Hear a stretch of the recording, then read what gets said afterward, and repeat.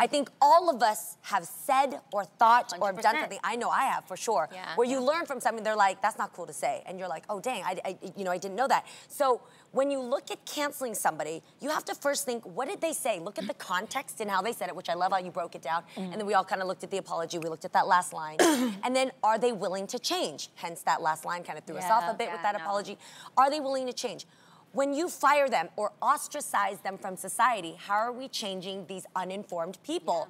Or just kind of grouping people into racism, which is a really dangerous category to put somebody in, or a title to just cast on somebody.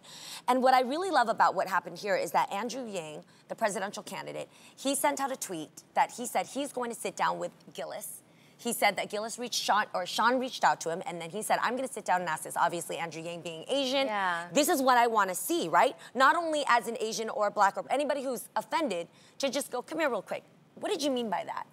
What did you actually mean by that? And then let's talk about it, because the second step is you have to see if they're willing to change. Because at the end of the day, culture, everybody, society, we can't evolve if we just block people out and don't teach them. Why don't we call it correct culture instead of cancel culture? Or check culture. Or check culture. Check somebody. Check yourself first. Yes. And then check others if you hear something's going Lonnie. on. And there's a way to do it with love. No, because he's going to be fine. I just want people to remember that. He's not ostracized. He's going to be fine. He's going to be able to, make his money. I mean, actually, this was the best press for him. Really. Okay. I didn't know who he was. My only concern about this. My only concern about this, just really quickly, is I actually agree with both of you, Adrian, and you, Jeannie.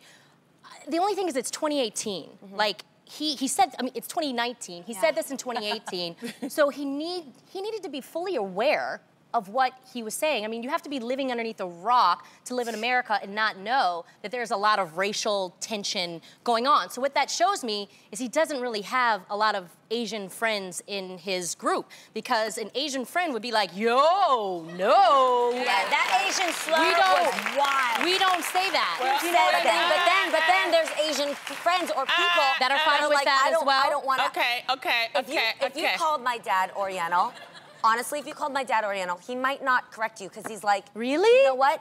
I just want peace, and I don't want to argue with you. Speaking of saying that word, yes, but I'm just saying, like, it depends on the friends you have. Two things. One, speaking of saying that word, Norman Lear received an Emmy, this creative Emmy, this past Saturday, and he said something about this black, white, and he said Oriental. So he's 94 years old. So that's something. But Oriental is just ignorant. It's not knowing. Like, there's actually people that. Guys, I know you've explained this before. Oriental is something in Asian peace. But people are not Oriental. Origin of where things are. But I just want to say the thing about Shane and white boys, I'm just going to be direct, this is what they do. Yes. So they're not thinking about, this is what they do.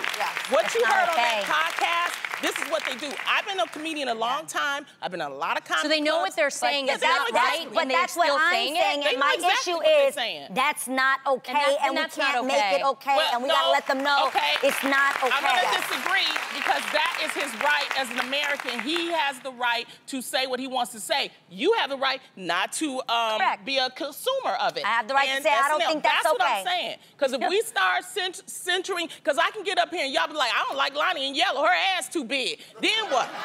You see what I'm saying? It's a difference. It's an opinion. And if you want to change people's thoughts, then you got to say why it's hurtful. You have to explain why. That's what I mean by having a group of friends in your, because I have a Caucasian friend who adopted a black girl. One of her family members said something that was not okay. She came to me and was like, wait a minute. It was monkey. Like, oh my God, it's the cutest little monkey. And she was like, whoa, wait a minute. I've heard, because she was culturally aware, that cannot be okay, right? So she came to me and she was like, Tamara, I just want to know, is that okay to say that? And I was like, hell no, you can't say that. So then she went to her friend and explained that. So that's what I mean by that. Well, we're going to keep talking about the controversial things that people say.